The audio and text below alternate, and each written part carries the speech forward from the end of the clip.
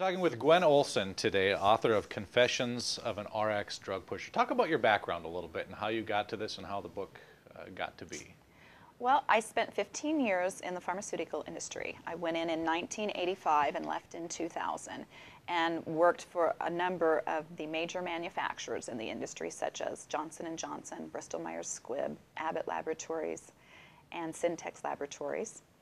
And during that time, I was a specialty rep for the vast majority of my career. So I had extensive training because I called on specialists and the academians in medicine.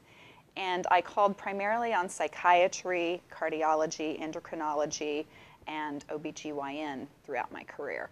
So I sold a number of drugs, a number of different categories of drugs. And as I started to get further educated, I realized that the information that I was being given to disseminate to doctors wasn't fair balanced, that it wasn't, inclusive, all-inclusive of the good, the bad, and the ugly that they needed to know in order to make informed decisions about what they prescribed for their patients.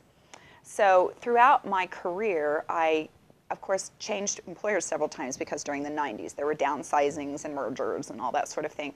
So for various reasons, I changed employers a couple of times and started to see that this was something that was rampant within the industry. It was not just exclusive to one particular manufacturer, that reps were being trained to misinform and disinform providers of health care.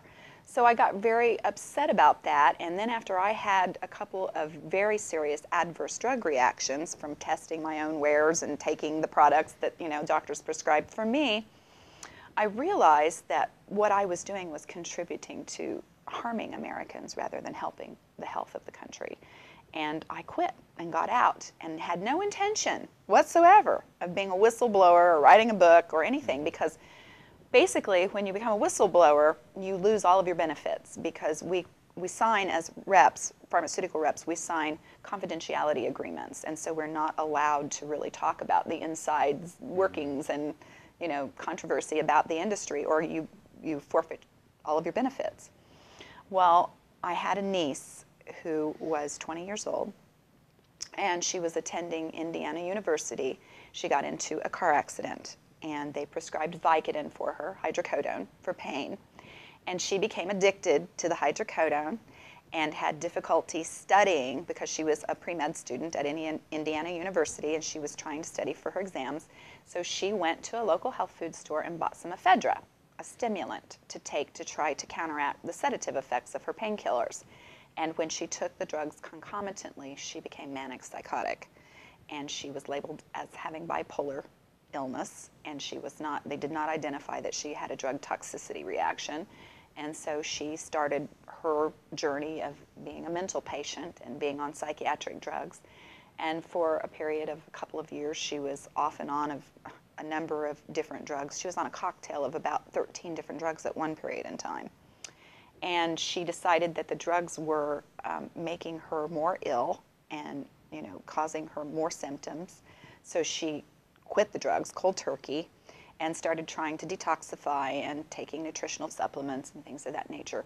I wasn't aware at that time, because I'd never sold antidepressants, that you couldn't just cold turkey off of antidepressants. And as soon as she went into a psychotic tailspin because she had gone off of the drugs, I started doing my research, and that's what actually then evolved into the book, because eventually my niece was told by her mother, my sister, that she had to go back on the drugs because she was still suffering, from severe depression. And that's what the doctors had advised that my sister do, is put her back on the drugs. She needs to be on drugs for the rest of her life because that's the agenda. And so when my sister called her to tell her that she was going to come home and forcibly take her back to the psychiatrist, she poured oil over herself from an angel-shaped lantern that was in one of her sister's bedrooms, and she burned herself alive. She made the decision that she was not going to be crazy and be on psychiatric drugs for the rest of her life.